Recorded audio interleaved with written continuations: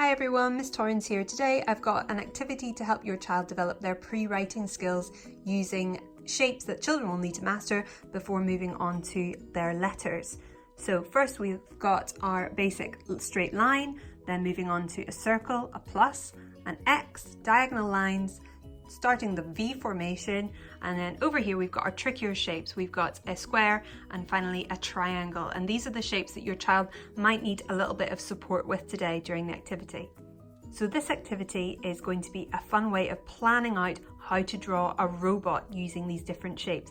So what we're going to start with is just an A4 piece of paper, and I've got dots all the way around, and what you're going to do is ask your child just to start joining up the dots in a nice straight line all the way around like this, nice and slow. So once you've drawn your big rectangle, you can start talking to your child about what shapes are going to go inside to make the robot's face. So starting with the eyes is always a good place.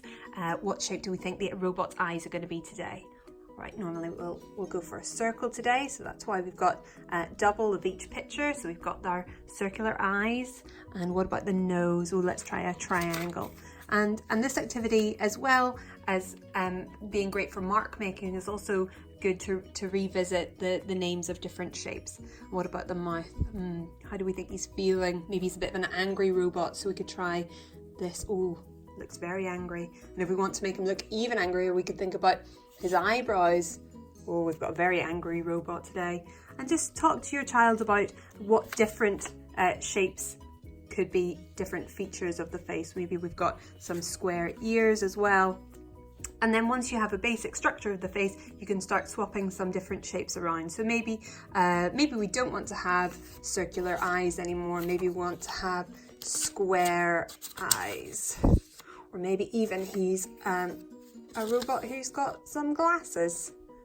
So children will be really creative with this, and they'll come up with their own ideas. So once you've chosen the shapes that you want in your robot, all you need to do is have another piece of paper with exactly the same outline, and this will be our template that we're going to draw on. So let's start with the eyes again. And as I said before, the square is quite a difficult shape for children to master. So what I like to do is, because we've all got two eyes, so it'll be my go, and I'll model how to draw a simple square and then let the child have a go. So I'm going to just make 4 simple dots and then showing them how to make a simple square. And it doesn't matter if you start and go all the way around, like how we would normally draw a square, but sometimes it's easier to show them 2 parallel lines and then 2 other parallel lines.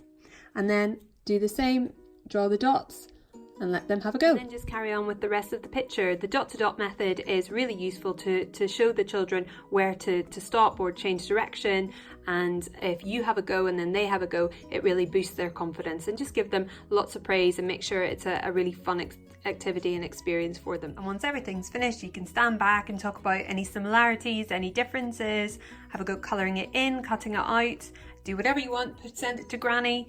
The main thing is having fun and having a practice using these different shapes. I hope you find that helpful. Speak to you soon. Bye.